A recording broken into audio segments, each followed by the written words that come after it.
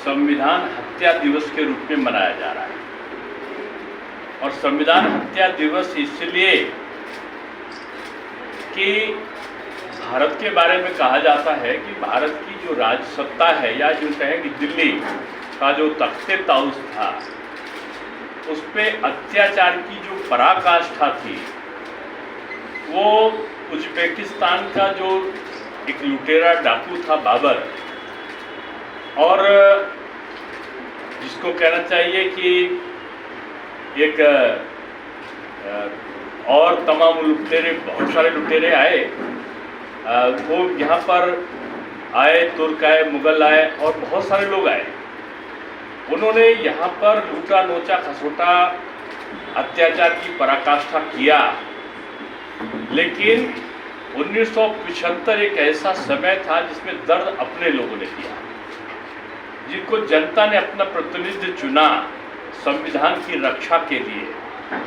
उन्होंने संविधान के धारा 300 अनुच्छेद 352 का सहारा लेकर आंतरिक असंतोष दिखाते हुए और इमरजेंसी को आधी रात को लगा दिया।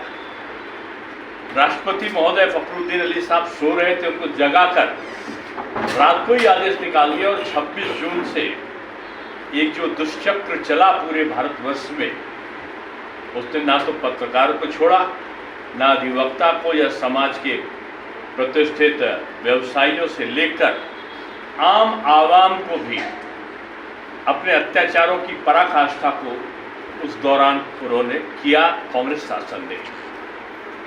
आज कहते हैं कि जब ऑपरेशन अभी सिद्धू हुआ तो कहते इंदिरा जी को लोग याद करते हैं, इंदिरा जी को लोग इमरजेंसी के लिए याद करते हैं, याद नहीं करते हैं, आलोचना करते हैं इस बात की कि आपने जो लोकतांत्रिक अधिकार बाबा साहब भीमराव अम्बेडकर जी ने दिया था, उसको आपने किस तरह छिन्न भिन्न कर दिया। कांग्रेस शासन ने 90 बार राष्ट्रपति शासन लगाया था, इंदिरा जी ने 50 बार जो चुनी हुई सरकारें थी प्रदेशों की विपक्ष की, उनको बर्खास्त किया। ये लोकतंत्र था, ये लोकतंत्र का हनन था।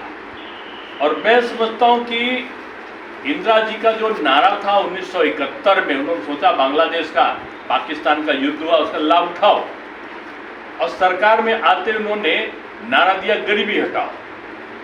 अब गरीबी हटाओ के साथ साथ जो बांग्लादेशी घुसपैठिए थे उनको उन्होंने शरणार्थी बना दिया। यहाँ के हिंदुस्तान के लोगों के साधन संसाधन का वो विदेशी घुसपैठिए करने लगे, जिनको उन्होंने शरणार्थी शब्द का नाम दिया।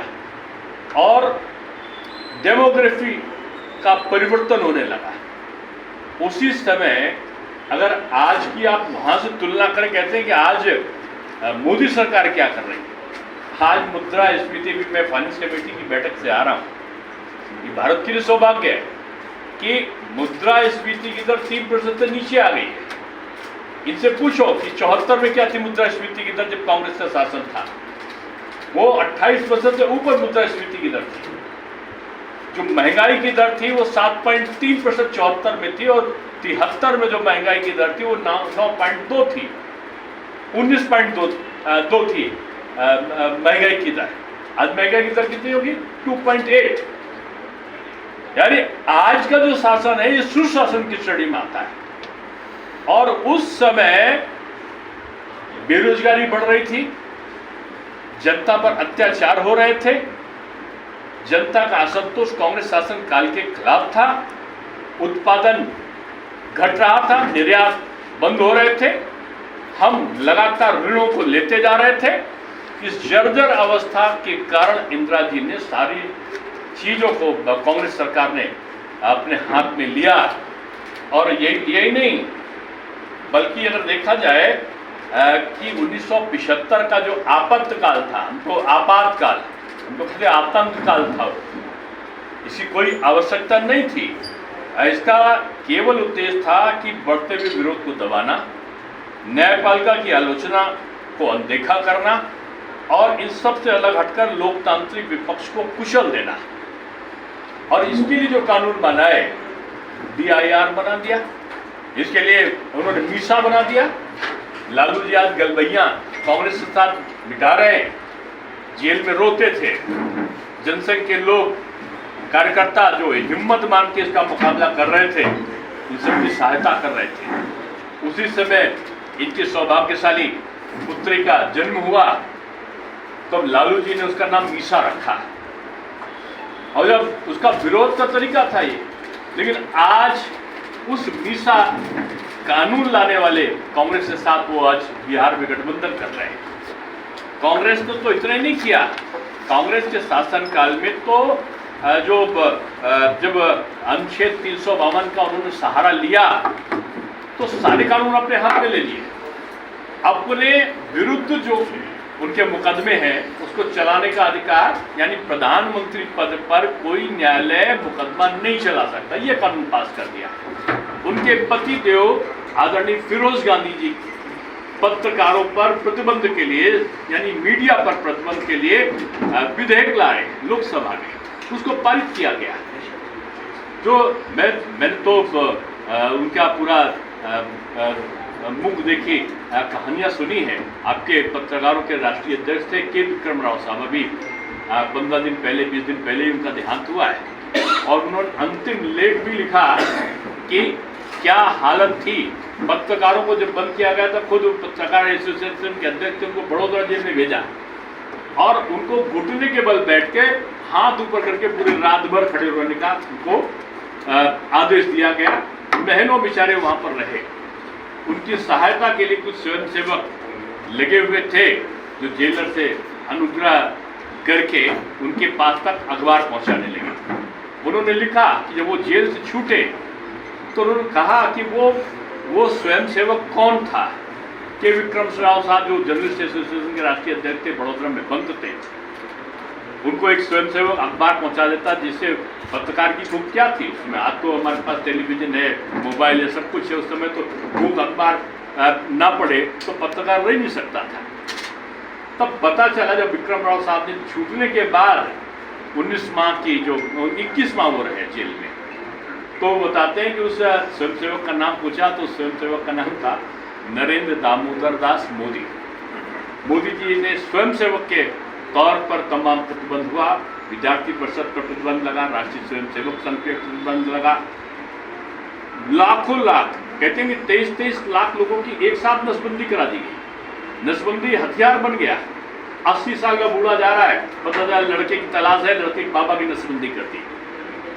आज अच्छे खासा आप बाजार में जा रहे हैं, शाम को रात को लौट रहे हैं तो पता चला कि आप स्ट्रेचर पर आ रहे हैं, क्या हो गया आपका, फलाने में आप आरोपित हैं और आपका नसबंदी कर दी गई। कानूनों का खुला उल्लंघन, संविधान का खुली चुनौती, ये वो दृश्य देखने को मिला जब तुर्कमान गेट पर झुग्गियों को हटा भी रहे थे और गोलियां भी चला रहे थे। कानून ऐसा बनवा लिया कि आपातकाल में अगर कोई को बंद करेंगे तो वो न्यायालय में मुकदमा उसका नहीं दर्ज हो सकता, उसका थाने पे मुकदमा दर्ज नहीं हो सकता, न्यायालय में सुनवाई नहीं हो सकती।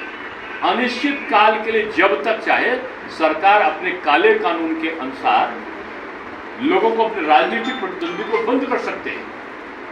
पूरा भारत करा रहा था, अंबेडकर जी के संविधान का भारत अपने उस संविधान को विध्वंस होता हुआ देख रहा था।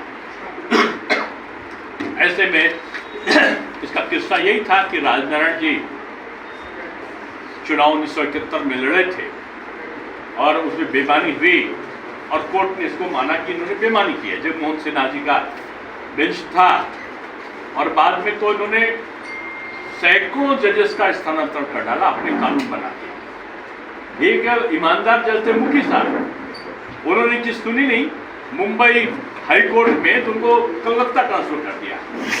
वो क्षोभ से, दुख से उनका देहांत हो गया।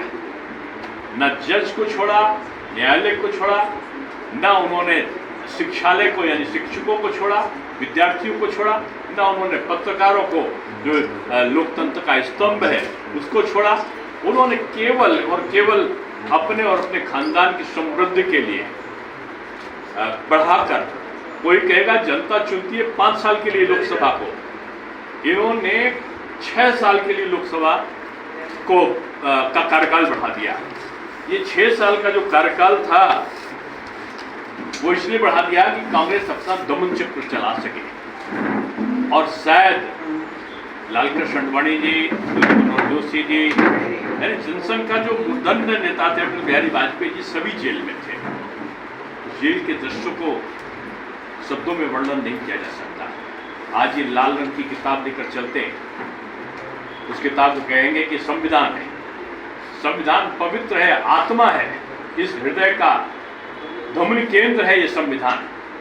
और उस संविधान का उपहास करने की इनकी खानदानी इनकी परंपरा चली आ रही है। और खानदानी परंपरा इसलिए चली आ रही कि जहां इंदिरा जी ने संविधान का उल्लंघन किया, वहां नेहरू जी के जमाने में भी शुरू हो गया था। नंबूद्रीपाद कम्युनिस्ट राज उनके साथ होते, उनकी सरकार को बर्खास्त करने का सिलसिला प्रारंभ किया।